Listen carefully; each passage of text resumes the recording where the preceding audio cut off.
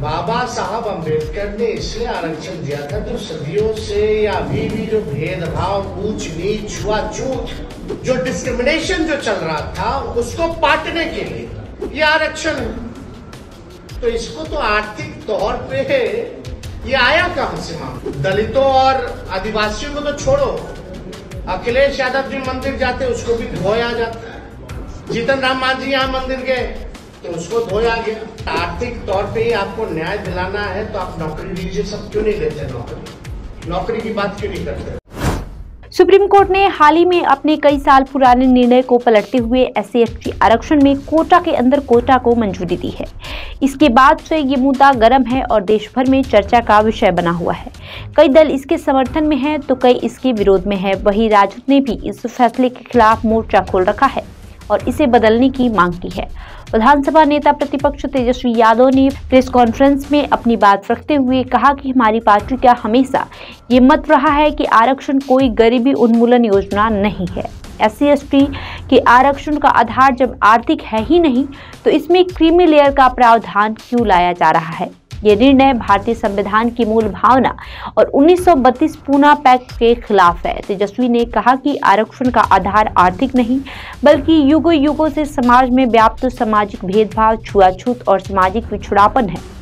आज भी पूर्व CM जीतन राम मांझी और अखिलेश यादव जब मंदिर जाते हैं तो कथित जन्म से सृष्ट स्वयंभू लोग उस मंदिर तक को गंगा जल से धोते हैं। मुट्ठी भर लोग देश के करोड़ों दलितों, आदिवासियों के भाग्य विधाता नहीं बन सकते। नेता प्रतिपक्ष ने कहा कि देश के दलित, आदिवासी और वैधानिक दर्जा प्राप्त अनुसूचित जाति जनजाति आयोग अपना भला बुरा सोचने के लिए सक्षम है। सरकार उन पर अपना निर्णय थोपने का प्रयास न करे। हम चाहते हैं कि केंद्र सरकार अविलंब अध्यादेश लाकर वर्गीकरण से जुड़ी विसंगतियों को दूर करे, अन्यथा दलित आदिवासी भाई बहनों के साथ सड़क पर संघर्ष होगा। देखिए, हम लोगों का शुरू के दौर से ये मानना है कि राष्ट्रीय जनता दल जो है सर्वोच्च न्यायालय के अनुसूचित जाति और जनजाति के आरक्षण के वर्गीकरण के पक्ष में नहीं है और ये निर्णय 1932 के पुनः पैक्ट और संविधान के मूल भावनाओं के खिलाफ हम लोग इसको मानते हैं। ये साफ बात है। आरक्षण जो दलितों को, आदिवासियों को जो दिया गया था, इसमें क्रीमी लेयर का क्या मामला है? इसमें आर्थिक तौर पे तो था ही नहीं। बाबा साहब अम्बेडकर ने इसलिए आरक्षण दिया था जो सदियों से या अभी भी जो भेदभाव, ऊंच नीच, छुआछूत, जो डिस्क्रिमिनेशन जो चल रहा था उसको पाटने के लिए ये आरक्षण है। तो इसको तो आर्थिक तौर पे ये आया कहां से मामला? तो ये पूरी तरीके से हम लोग जो है इसके पक्ष में नहीं है। वर्गीकरण को लेकर के ये आर्थिक तौर पे नहीं है। अगर आर्थिक तौर पे ही आपको न्याय दिलाना है तो आप नौकरी दीजिए सबको। क्यों नहीं देते नौकरी की बात क्यों नहीं करते हो? कितने लैंडलॉर्ड हैं, कितने कम परसेंट, कितना लैंड किसके पास है? सबके पास है।